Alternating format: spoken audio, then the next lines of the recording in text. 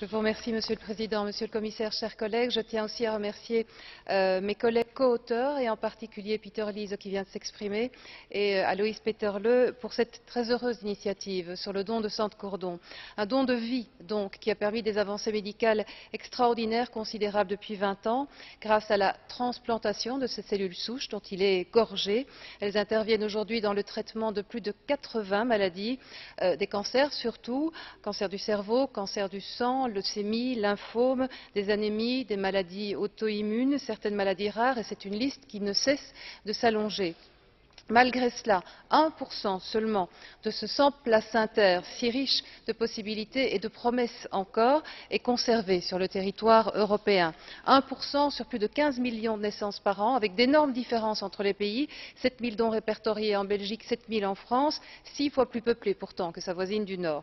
Nous demandons donc à la Commission de mener, en coopération, bien entendu, le commissaire l'a rappelé, avec les 27 États membres, une campagne d'information auprès des futurs parents pour que ce don devienne une évidence, j'ai envie de dire une nécessité. Bien informés, les mamans d'Europe voudront bien évidemment donner la vie 2 fois.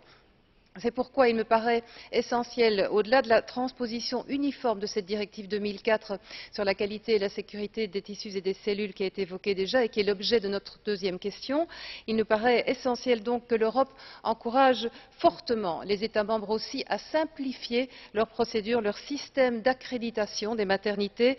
Trop rares encore sont celles qui sont habilitées à préserver et à conserver le sang de cordon, et les chiffres le prouvent. Nous ne pouvons plus tolérer que le débat qui fait rage, la controverse qui existe sur la destination, l'utilisation, encore le commissaire l'a cité, banque publique ou banque privée, que ce débat qu'il ne s'agit pas ici de trancher fasse peser une véritable omerta sur cette technique, et c'est cet appel que lance le professeur Eliane Gluckman qui a dédié sa carrière entière à faire du don de sang de cordon un don de vie.